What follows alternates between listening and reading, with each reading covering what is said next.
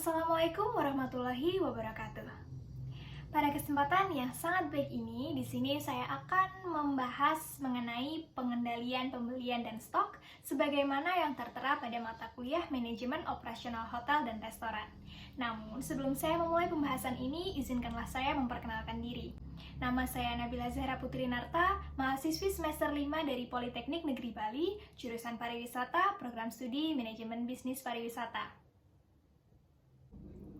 Baiklah, langsung saja kita mulai pembahasannya. Pada bab ini terdapat 3 poin capaian pembelajaran. Yang pertama yaitu menjelaskan pengendalian operasional penerimaan dan pengeluaran material. Yang kedua yaitu menghitung dan menjelaskan mengenai pengendalian biaya. Dan yang terakhir adalah menjelaskan mengenai pengendalian personalia. Baiklah, mari kita mulai dari poin pembahasan yang pertama, yaitu bagaimana pengendalian operasional penerimaan dan pengeluaran barang dilakukan. Pengendalian persediaan merupakan suatu hal yang sangat penting untuk dilakukan oleh suatu perusahaan, karena dengan pengendalian persediaan yang optimal, maka dapat tercipta adanya penghematan dan juga mendukung keberhasilan dalam operasional perusahaan tersebut. Yang pertama ada penerimaan barang, di mana penerimaan barang ini dapat bersumber dari pembelian, pemberian bonus, dan juga retur. Secara umum, penerimaan barang dalam kegiatannya tentu saja dilakukan pembuatan laporan penerimaan barang. Tujuannya adalah laporan tersebut sebagai bukti yang sah atas adanya kegiatan penerimaan barang oleh pihak yang bertanggung jawab terhadap penerimaan barang tersebut. Dan dalam pengisian laporannya, dalam pengisian formnya, di mana pengisian form harus sesuai dengan jumlah fisik barang yang diterima. Setelah itu, pihak receiving department melakukan update stok pada kartu stok yang dimiliki oleh perusahaan. Baiklah, berikut merupakan contoh formulir laporan penerimaan barang dan juga kartu stok yang dimiliki oleh suatu perusahaan. Berikutnya, untuk contoh penerimaan barang di industri perhotelan. Di sini saya mengambil contoh yaitu Hotel Ibis Sleepy Jakarta, di mana pihak yang bertanggung jawab adalah pihak receiving atau pihak penerimaan barang dalam accounting department. Tujuan dari penerimaan barang ini adalah hotel tersebut mendapatkan barang dengan kualitas yang terbaik dengan jumlah dan pesanan sesuai dengan market list. Kemudian di sini peran receiving department yaitu melakukan penerimaan barang dan juga mencocokkan barang yang diterima sesuai dengan pesanan perusahaan, kemudian membuat receiving report atau laporan penerimaan barang, kemudian pihak receiving memberikan informasi kepada storekeepers dan juga memberikan cap pada laporan penerimaan barang apabila barang tersebut telah diterima.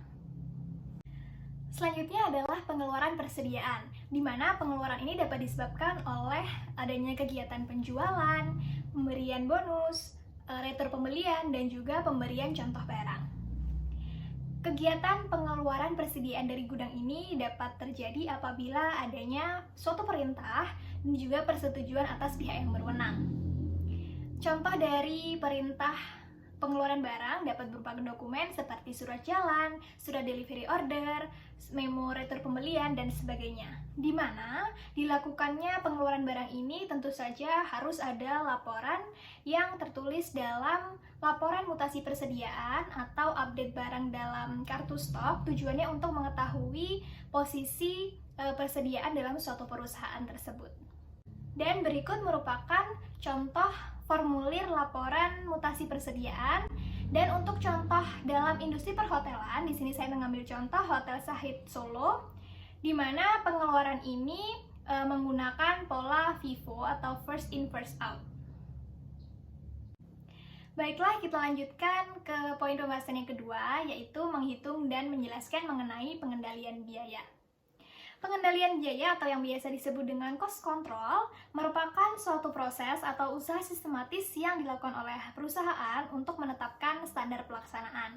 Tujuannya adalah untuk melakukan perencanaan, kemudian sistem informasi umpan balik, pembandingan antara kenyataan pelaksanaan kerja dengan perencanaan, kemudian mengamati atau mengatur penyimpangan-penyimpangan yang terjadi dalam operasional perusahaan dan juga melakukan koreksi sesuai dengan penetapan perencanaan.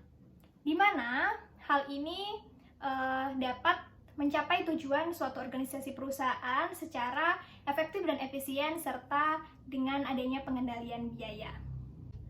Baiklah, di sini saya mengambil contoh pengendalian biaya di Hotel Grand Hyatt Jakarta, di mana pada Hotel Grand Hyatt Jakarta ini pengendalian biaya dilakukan dengan tujuan untuk mengoptimalkan pengendalian persediaan, khususnya pengendalian persediaan barang sebagai bahan dasar beverage.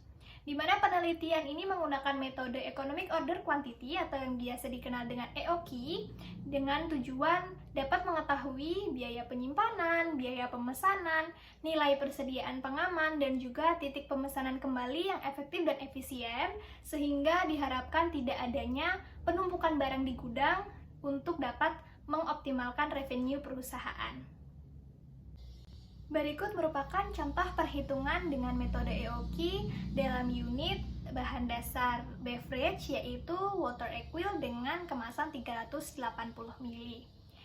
Di sini saya sertakan rumus dari metode Economic Order Quantity atau EOQ beserta contoh hitungannya.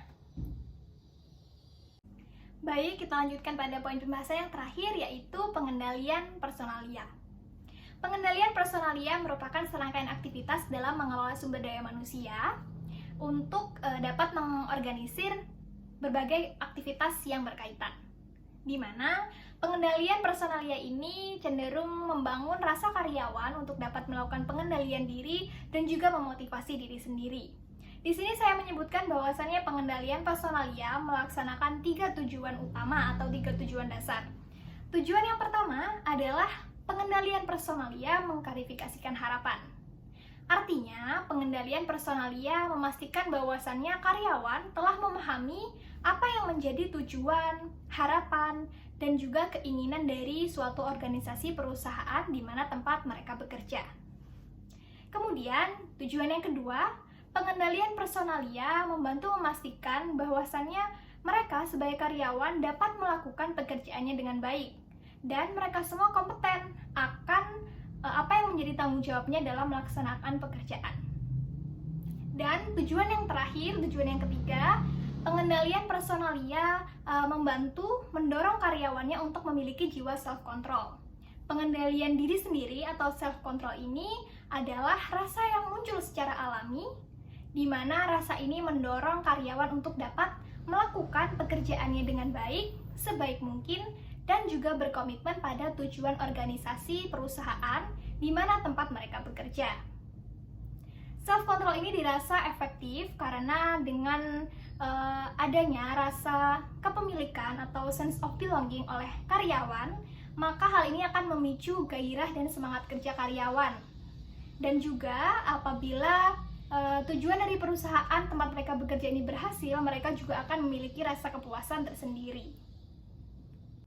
Baiklah, di sini saya mengambil contoh pengendalian personalia di Hotel Herlingga Jaya Blitar.